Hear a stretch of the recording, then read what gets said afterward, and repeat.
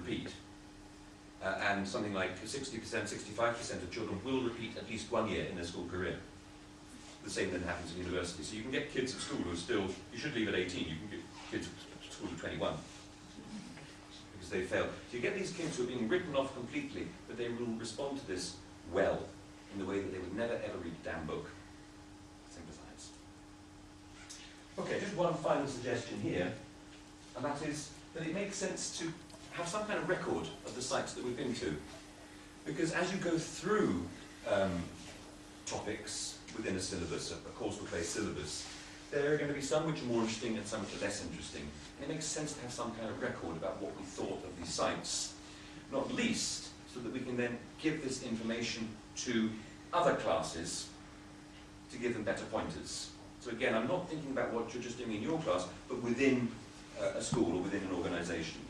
So a record, and this is from Gavin Dudin's book, which you can do what I did, just photocopy it, get it from somewhere, you can probably download it from somewhere, a little report form of this kind. And the teachers that are doing this are keeping these records, which we're hoping then to share with other classes, possibly with other schools, although we're doing it in French. Yeah? Because the students don't have good enough English to write these report forms. But I don't care, because again, my objective here is the reading. Just some kind of record. Okay? Simple, that's it. When it comes to relating it to the class. My longer term objective, though, is to, as I say, to get them wanting to read themselves. And there are other techniques that we can use. And I would like to talk a little bit, not much, about web quests. And now web quests are becoming hot stuff. Loads of people are talking about them. You can do courses on web quests. Put up your hand if you've ever done a web quest. Any kind of web quest. Put up your hand if you haven't done a web quest, but you know more or less what they are. Okay, fine. Well, these websites are on the handout. In an ideal world, we would all have laptops here, yeah? And we could do a web quest about web quests. Yeah? Where we're all sort of beavering away with our laptops, finding out information about web quests. So in order for you to discover what web quests are, I've had to take the old-fashioned route of printing bits of paper. But all the bits of paper I've printed come from online sites. So what we're going to do is a kind of non-technological web quest for you to understand what web quests are. A web quest essentially is a guided search for information online through sites that you, the teacher, provide, and there is a non-linguistic objective. You've got to do something with this information afterwards. All right? So what I'm going to do is I'm going to put you into groups, if I dare. Can I? How big should the groups be? I'd like about 4 minimum in a group. So could we do 4? Yeah?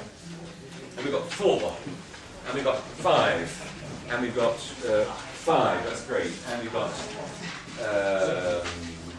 4 and 3. You don't have to work harder. These are the instructions. What you're going to get then is a series of web links, but I've actually printed them out. With a web quest, you'll be going to the sites yourself, either in the media room in the school or at home. You're going to a variety of sites, and you've got an objective at the end. I'm going to make this fast. I'm going to make this 5 minutes of actually doing the research. Yeah? Only 5 minutes. So within your groups, you're going to have to divide up the work, and people are going to be reading different things. Yeah?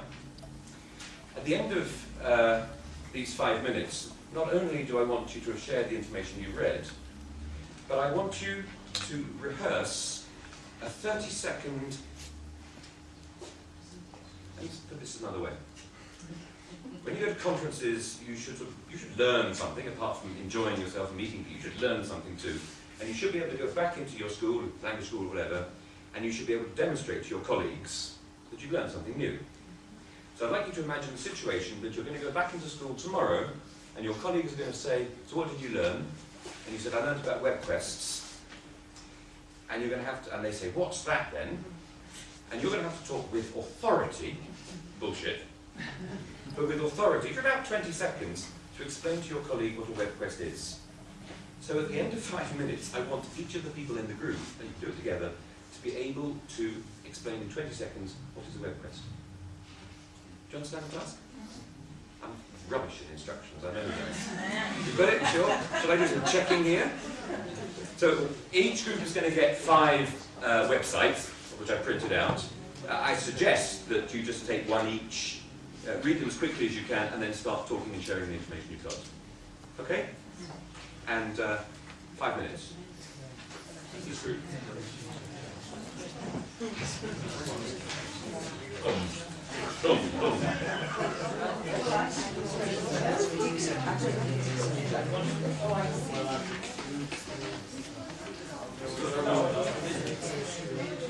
Oh, you're doing it. Oh, I haven't made photocopies of these for everybody because it's all online, but I'll leave the spare ones at the front if you feel some urgent need for more pieces of paper. You just take them off.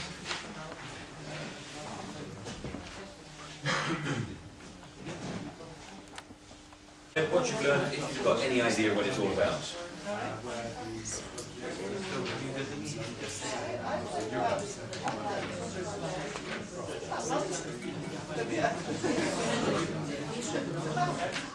I didn't keep it.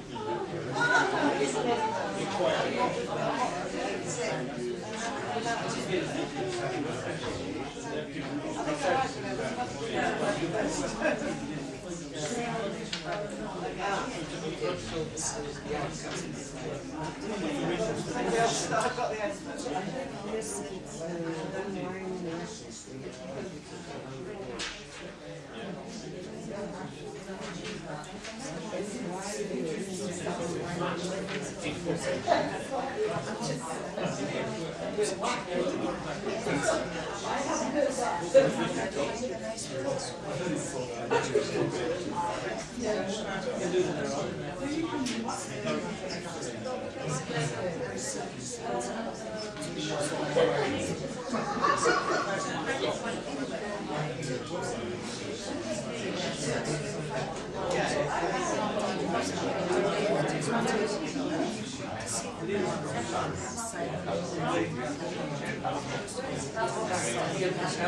What is the web quest? As an example,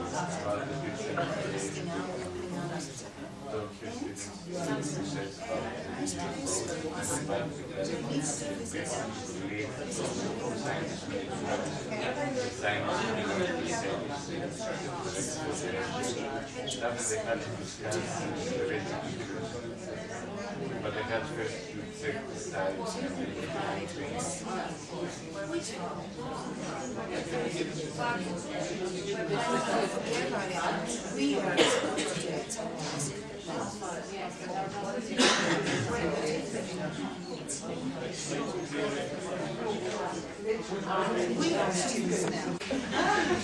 Our job as teachers is to motivate our students first and foremost to want to learn. And it is a good thing. But the job of a teacher trainer, first and foremost, is to try to motivate you to find out yourselves. Is there anybody in the room now who knew nothing about web quests before coming in, but could do a decent 20-second bullshit on it? Would somebody like to try? Go on then. You've been nominated. Again.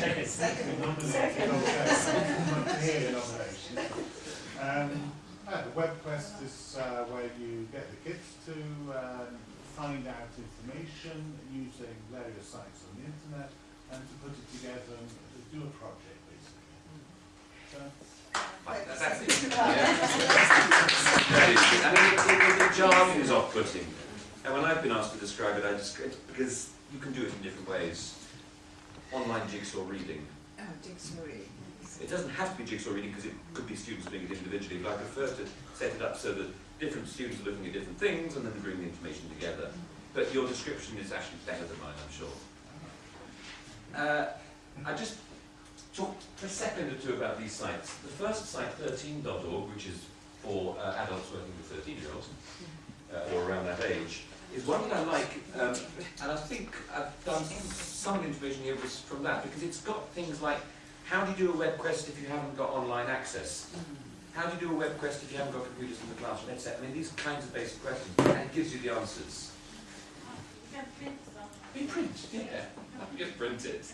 When I started getting into this from years back, when I was using grade readers, and then the students read, this was with adults, and I had small classes of 50, well, relatively small classes of 15 students in London, and I started just photocopying bits from newspapers to give to individuals.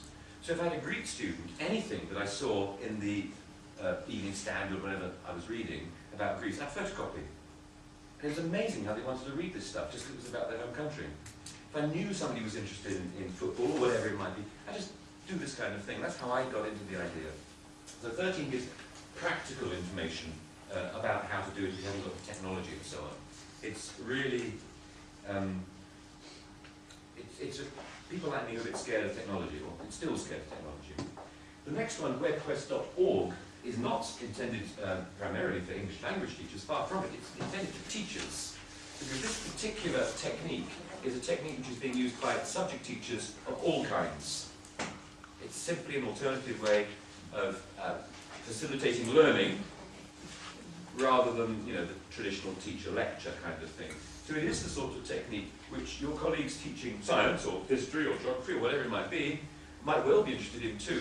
And on webquest.org they will get an amazing amount of information and suggestions from people all over the world doing this, so science teachers as well. Teaching English is the BBC site, and I've reproduced the thing there. This is a simple article, so if you forget what it's all about, go there.